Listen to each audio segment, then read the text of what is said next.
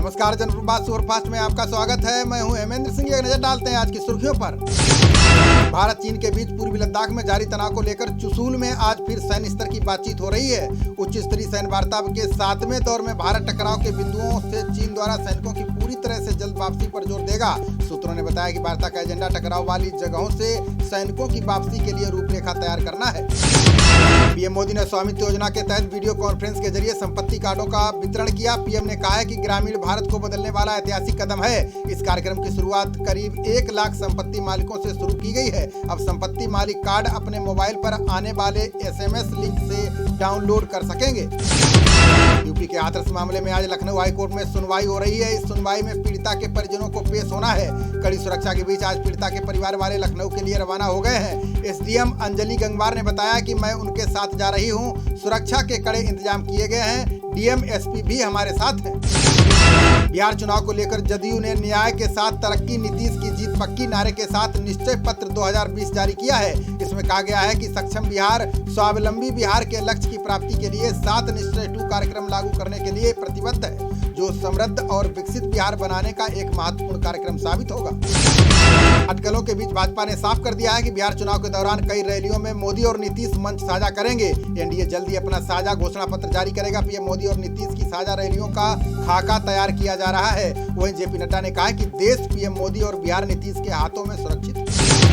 बिहार विधानसभा चुनाव को लेकर मुख्यमंत्री नीतीश कुमार आज से प्रचार अभियान की शुरुआत करने जा रहे हैं। जदयू के राष्ट्रीय महासचिव संजय कुमार झा ने इसकी जानकारी दी है। उन्होंने कहा है कि सीएम नीतीश आज और कल 35 विधानसभा क्षेत्रों के लोगों को संबोधित करेंगे। केंद्रीय शिक्षा मंत्री रमेश पोखरियाल निशंक ने कहा है कि नई राष्ट्रीय शिक्षा नीति वैश्विक मानकों के अनुरूप है। आईआईटी खड़गपुर में एक वेबिनार को संबोधित करते हुए निशंक ने कहा है कि देश में एक मजबूत शिक्षा व्यवस्था और शोध की गुणवत्तापूर्ण सुविधा है, इसलिए छात्रों को अब विदेशों में शिक्षा पर हजारों डॉलर खर्च करने की जरूरत नहीं है। सीपीआई के सांसद बिनॉय बिष्टम ने सुप्रीम कोर्ट में एक रिट याचिका दायर की है। इस याचिका में हाल ही में बने 3 कृषि कानूनों को असंवैधानिक करार देने के लिए मांग की गई है। आपको बता दें कि सरकार ने संसद के किसानों को लेकर 3 विधेयकों को पास कराया था, जिस पर राष्ट्रपति रामनाथ कोविंद ने हस्ताक्षर किए थे। दिल्ली के हिंदूराव अस्पताल के रेजिडेंट डॉक्टर एसोसिएशन ने अपनी सेवाएं रोक दी हैं। आरडीए के अध्यक्ष ने बताया कि 200 से अधिक रेजिडेंट डॉक्टर और 300 से अधिक नर्सिंग कर्मचारी 5 अक्टूबर से अनिश्चितकालीन हड़ताल पर हैं। उन्होंने कहा कि प्रशासन ने पिछले 3 महीने से हमें वेतन नहीं दिया है, ऐसे में कार्य जारी रखना मुश्किल है। राजस्थान के मुख्यमंत्री अशोक गहलोत ने पुजारी के मामले में सीआईडी सीबी से जांच कराने का निर्देश दिया है। सीएम गहलोत ने इस पूरे मामले की जांच पुलिस अधीक्षक विकास शर्मा की देखरेख में करवाने के निर्देश दिए हैं। गहलोत ने कहा कि भाजपा ने 2 परिवारों के बीच भूमि विवाद की दुखद घटना को जातीय रूप देने का प्रयास किया। यूपी के सीएम योगी ने महिलाओं के प्रति अपराध की जड़ पर प्रहार किए जाने की जरूरत पर जोर दिया है। सीएम ने आगामी शारदीय नवरात्र से लेकर वासंतिक नवरात्र तक महिला सुरक्षा और सशक्तिकरण का अभियान चलाने के निर्देश दिए। उन्होंने कहा कि महिलाओं और बच्चियों के प्रति अपराध की जड़ पर प्रहार करने की जरूरत है। आज होने वाली जीएसटी काउंसिल की बैठक से पहले राहुल गांधी ने केंद्र सरकार पर हमला बोला है। राहुल गांधी ने जीएसटी राजस्व में राज्यों को हिस्सा नहीं देने पर सवाल उठाए हैं। राहुल ने केंद्र सरकार पर बड़े उद्योगपतियों के लिए काम करने का आरोप लगाया। उन्होंने 8,000 करोड़ के विमान खरीद को लेकर सरकार पर तंज कसा है। पाकिस्तान ने जम्मू कश्मीर में नियंत्रण रेखा से लगे 3 सेक्टरों में एक बार फिर संघर्ष विराम का उल्लंघन किया है। पाकिस्तानी सैनिकों ने पुंछ और राजौरी से लगे 3 सेक्टरों में मोर्टार से गोलाबारी की। रक्षा प्रवक्ता ने बताया कि गोलाबारी का भारतीय सेना ने करारा जवाब दिया है। उन्होंने कहा कि अभी किसी के हताहत होने की जानकारी नहीं मिली है। ओडिशा में 2 विधानसभा सीटों के लिए होने वाले उपचुनाव के लिए भाजपा ने अपने उम्मीदवारों के नामों की घोषणा कर दी है। भाजपा ने दिवंगत विधायक मदन मोहन दत्ता के बेटे मानस कुमार दत्ता को बालासोर सदर सीट से अपना उम्मीदवार घोषित किया, जबकि हाल ही में कांग्रेस छोड़ने वाले राजकिशोर बेहरा को पार्टी ने तिरतोल सीट से मैदान में उतारा है। भाजपा के वरिष्ठ नेता और असम के मंत्री हिमंत बिस्वा शर्मा ने लव जिहाद को लेकर बड़ा बयान दिया है। उन्होंने कहा कि अगर उनकी पार्टी 2021 के विधानसभा चुनाव के बाद सत्ता में आती है तो राज्य सरकार लव जिहाद के खिलाफ कड़ी कार्रवाई शुरू करेगी। आपको बता दें कि असम में विधानसभा का चुनाव अगले साल मार्च-अप्रैल में प्रस्तावित है। केंद्रीय परमाणु ऊर्जा एवं अंतरिक्ष राज्य मंत्री डॉक्टर जितेंद्र सिंह ने कहा है कि इसरो अपनी सुविधाओं को निजी क्षेत्र के लिए खोलने की तैयार है। उन्होंने कहा है कि निजी क्षेत्र भारत की आंतरिक यात्रा में सहयात्री होंगे। उन्होंने कहा कि निजी कंपनियों को जल्द ही उपग्रह प्रक्षेपण एवं अंतरिक्ष आधारित गतिविधियों में समान अवसर प्रदान किया जाएगा। दिल्ली विश्वविद्यालय की पहली कटाव के आधार पर आज से ऑनलाइन दाखिले की दौड़ शुरू हो गई है। प्रत्येक कटाव में दाखिले के लिए 3 अवसर मिलेंगे। 12 से 14 अक्टूबर तक सुबह 10 से शाम 5 बजे तक दाखिला प्रक्रिया चलेगी। वहीं 16 अक्टूबर तक फीस जमा कराई जा सकेगी। असम पुलिस परीक्षा पेपर लीक घोटाले में पुलिस ने 4 और लोगों को गिरफ्तार किया है। सूत्रों ने बताया कि इस मामले में हिरासत में लिए गए आरोपियों की संख्या 49 हो गई है। इस मामले में 4 जिलों में कई टीमों की तरफ से 2 दिन तक मारे गए छापों के बाद करीब 5.4 करोड़ रुपए की नकदी बरामद की गई है। हिमाचल सरकार ने आज से स्कूलों में नई व्यवस्था लागू की है, जिसके तहत स्कूलों में 100% शिक्षक लौट आएंगे। शिक्षकों को छात्रों की संख्या और कमरों के हिसाब से माइक्रो प्लान बनाकर 17 अक्टूबर तक शिक्षा उपनिदेशकों को भेजना है। 15 से 17 अक्टूबर तक अभिभावकों के साथ बातचीत के लिए EPTM का आयोजन किया जाएगा। बिहार चुनाव को लेकर शिवसेना सांसद अनिल देसाई ने बड़ा दावा किया है। उन्होंने कहा कि शिवसेना बिहार में 50 सीटों पर उम्मीदवार उतारने जा रही है। इसके लिए प्रत्याशियों के नामों को अंतिम रूप दिया जा रहा है। अनिल देसाई ने कहा है कि आगामी 1-2 दिनों में सीएम उद्धव ठाकरे उम्मीदवारों के नामों का ऐलान करेंगे। इजराइल के प्रधानमंत्री बेंजामिन नेतन्याहू के इस्तीफे की मांग तेज हो गई है। यह इस्तीफा बेंजामिन पर लगे भ्रष्टाचार के आरोपों को लेकर मांगा जा रहा है। इसको लेकर विपक्ष पहले से ही हमलावर था। वहीं अब इजराइल के अलग अलग हिस्सों में हजारों की संख्या में लोग प्रदर्शन कर रहे हैं। ये प्रदर्शनकारी बेंजामिन के इस्तीफे की मांग पर अड़े हैं। PwC ने GST को लेकर रिपोर्ट जारी की है। इसमें कहा गया कि भारतीय कंपनियां कोरोना महामारी के दौरान नकदी के संकट से जूझ रही हैं। इससे निपटने के लिए नकदी के आधार पर GST जमा की जा सकती है। इसके लिए केंद्र सरकार अनुमति देने पर विचार कर सकती है। पराली के चलते दिल्ली की वायु गुणवत्ता खराब श्रेणी में पहुंच गई है। रविवार को सोमवार की सुबह राजधानी की वायु गुणवत्ता खराब श्रेणी में रिकॉर्ड की गई है। हालांकि अब हवा के रुख में बदलाव होने लगा है। इसके चलते उम्मीद की जा रही है कि आगामी कुछ दिनों में दिल्ली की वायु गुणवत्ता में थोड़ा सुधार हो सकता है। भारत में कोरोना संक्रमितों का आंकड़ा 71 लाख के पार पहुंच गया। इनमें से अभी तक 1,09,150 लोगों की जान जा चुकी है। वहीं एक्टिव केस की संख्या घटकर 8,61,000 पर आ गई है। स्वास्थ्य मंत्रालय के अनुसार देश में पिछले 24 घंटों में 66,732 नए मामले सामने आए हैं, जबकि 71,559 मरीज ठीक भी हुए हैं। दुनिया भर में कोरोना संक्रमितों का आंकड़ा 3,77,00,000 के पार पहुंच गया। इसमें अभी तक 10,81,000 से ज्यादा लोगों की जान जा चुकी है, जबकि ठीक होने वाले मरीजों की संख्या 2,83,00,000 से ज्यादा हो चुकी है। इस बीच ऑस्ट्रेलिया की नेशनल साइंस एजेंसी ने कोरोना को लेकर नए दावे किए हैं। एजेंसी ने कहा है कि कोरोना नोट कांच और स्टील की सतह पर 28 दिनों तक जिंदा रह सकता है। अमेरिका में भारतीय मूल के सांसदों ने उम्मीद जताई है कि बिडेन प्रशासन ग्रीन कार्ड के लिए देशों की सीमा खत्म करेगा। आपको बता दें कि H-1B वीजा पर अमेरिका जाने वाले भारतीयों को कानूनी स्थायी निवास हासिल करने में दशकों लग जाते हैं। साथ ही H-1B कार्य वीजा की मौजूदा आव्रजन प्रणाली से भी भारतीयों को राहत मिलेगी।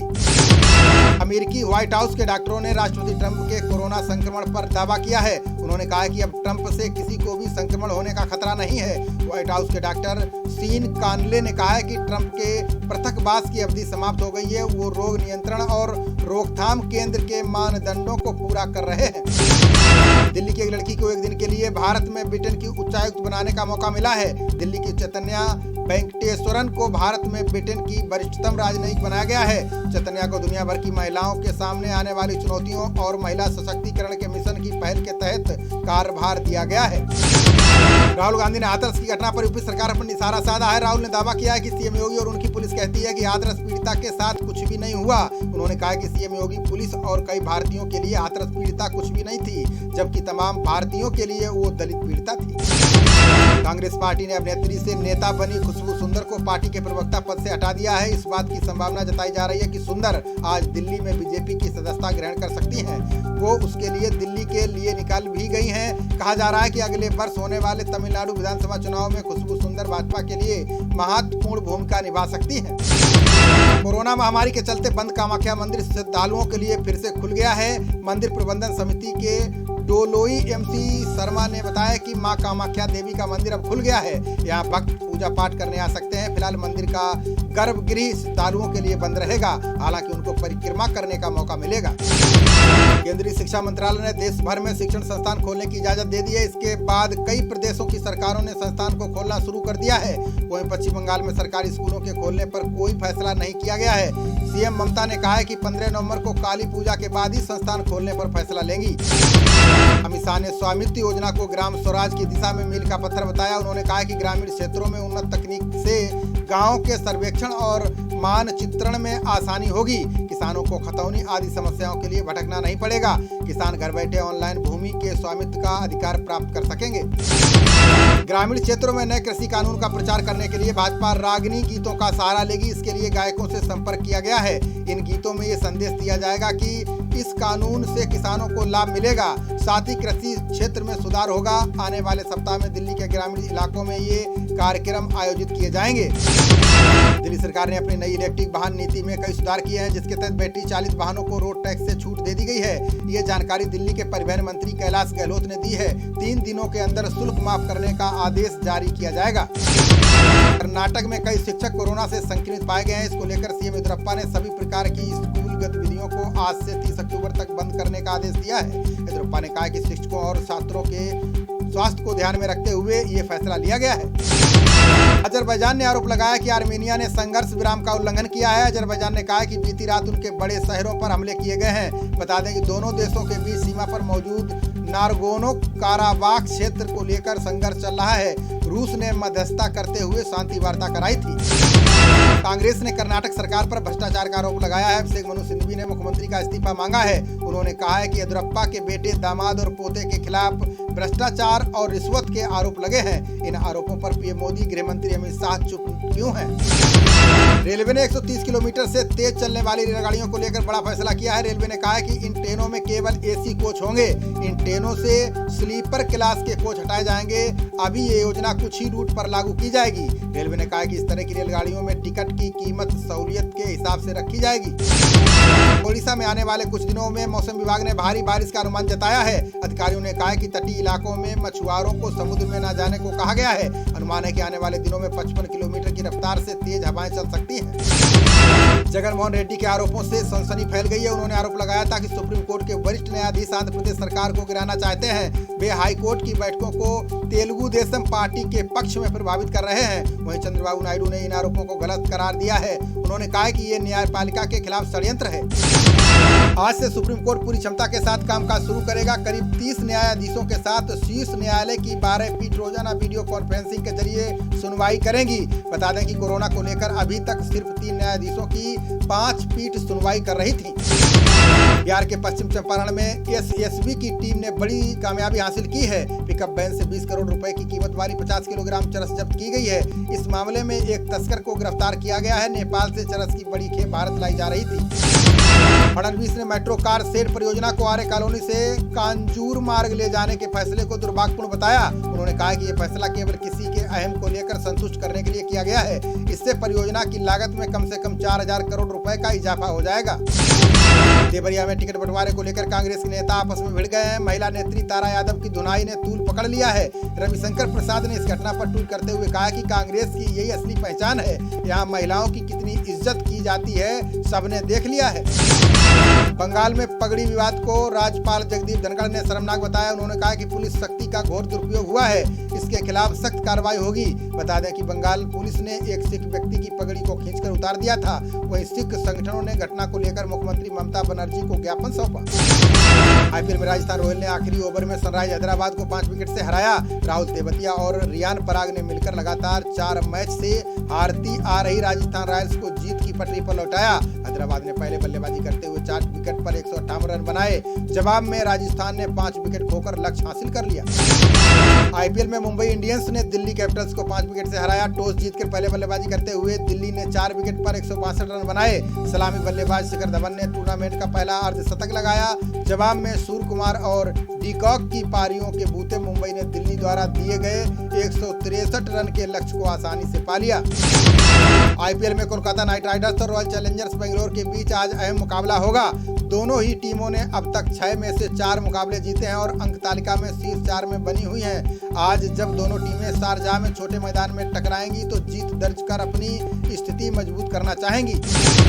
कोरोना महामारी के बीच पाकिस्तान दौरे के लिए जिम्बाब्वे की 20 सदस्यीय टीम का ऐलान हो गया है। सीमित ओवर की 30 अक्टूबर से शुरू होने वाली श्रृंखला की अगुवाई हरफनमौला चामू चिबाबा करेंगे। जिम्बाब्वे को यहाँ 3 मैचों की 1 दिवसीय श्रृंखला के साथ शुरू करनी है। इसके बाद 3 मैचों की T20 श्रृंखला का आयोजन होगा। खबरों का सिलसिला जारी रहेगा। देखते रहिए जनप्रवाद। नमस्कार।